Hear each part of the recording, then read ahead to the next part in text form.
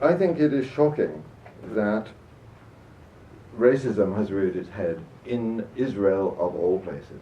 You can say it was there from the beginning, and I suppose as I've educated myself about Zionism, I read what Theodor Herzl was saying about it in the 1890s, I realised I was just not aware of that thread.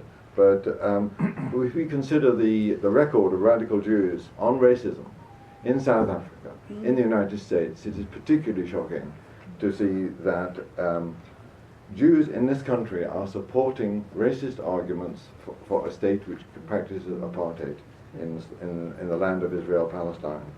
Now, free speech on Israel, which I, in a sense, represent here, is in that radical tradition. We believe we should protect the rights of the Palestinians. The colonization, which Jackie talked about in Jamaica, is the same colonization that has taken place in Palestine in a different era and for slightly different reasons, more geopolitical and less economic, because the Jewish people wanted it and the British government found it convenient to plant them there.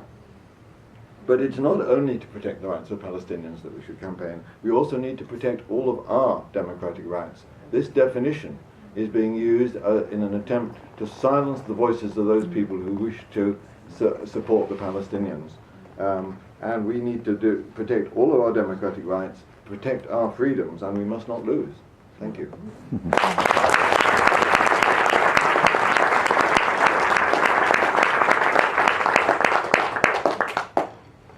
Jackie, I just want to ask you, have you ever been an actress as a professional?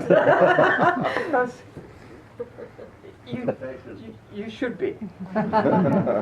Well, funnily enough, I mean, this goes, my brother, who's sitting with my other brother over there, a brother by blood, not in comradeship, was asking where the rest of the story was. And part of it is that, of course, if you are poor, if you are in children's homes, you don't get to do things like go to drama school. And I was a member of British Young People's Theatre. I got into National Youth Theatre at a time when there were hardly any black people in there.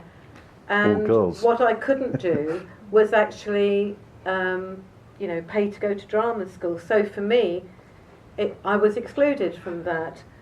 In the same way now that poor people would be excluded from drama school because of the way that the funding happens. But it didn't start off by being a drama, this thing. It kind of started off in a different format, and I have to say my sort of co-writer and director over there, Norman Thomas, has got a good deal to do with how it's taken on this format now. Well, I think it's fabulous. I mean, the most difficult thing to do as an actor is a one-person show. It is, and I've seen some very distinguished ones, but rarely one that moved me as much as this. Wow. I mean, I think it was completely amazing.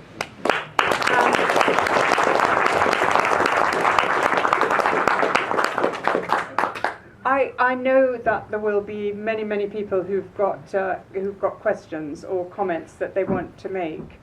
And I think we'll take a few of those, and then we'll come back to talk a bit more with Ken and Jonathan. So you please either make statements or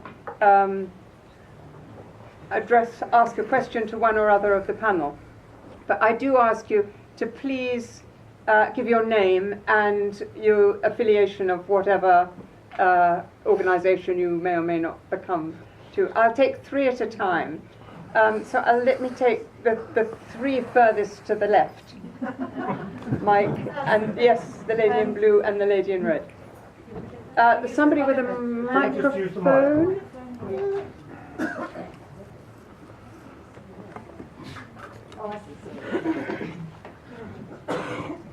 My name is Sally Hable from Haringey. Haringey Council in July adopted the IHRA definition. I'd be really grateful for any advice from the panel, anybody here, as to what we in Haringey, Justice for Palestinians, could usefully do to challenge this.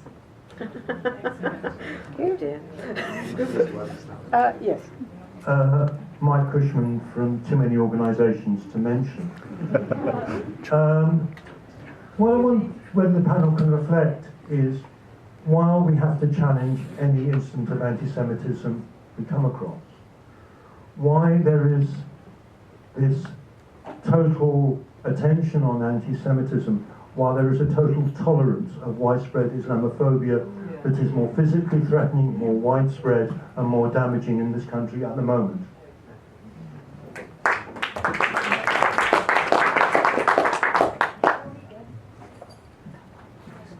My name's Carol, I'm from the RMT and also Football Against Apartheid.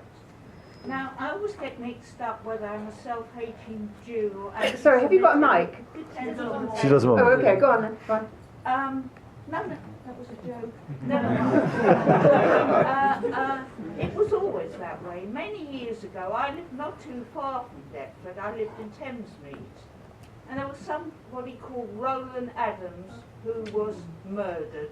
Call it what you like, but I call it murder. And I spoke out against this.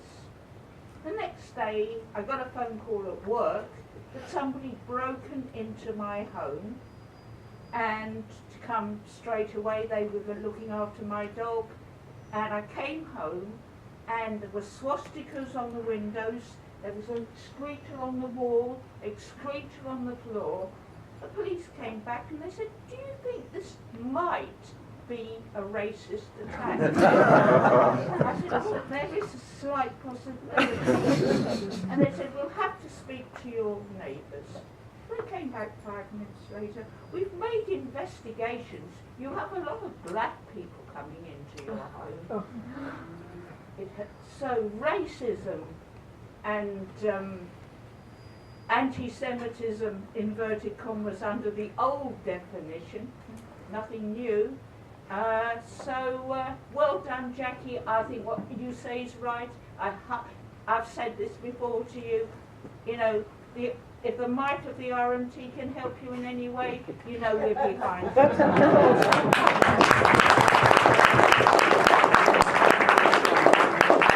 Happy to respond to that. Go on then.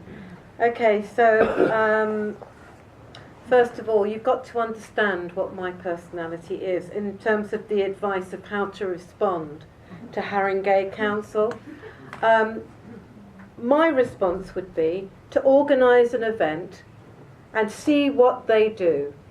And if they shut it down, when you really know that there is nothing wrong with it, then challenge them. This definition, in the end, it will have to be challenged in court. It will have to be challenged, because let me tell you, the way that you need to take this on is not through the media. I mean, the media has basically got, apart from one set of media who are here today, a blackout on this. The way to do it is to put on your events and actually challenge them to shut you down and give a reason why it's shut down. In terms of the difference, I mean, where could I start? You know, the Labour Party doing a report on anti-Semitism and other forms of racism. I mean, you know, like my mother said, she's got in a lot on this act. You know, wake up, guys. You know, what is going on here? What is going on? When we know, we understand what is happening.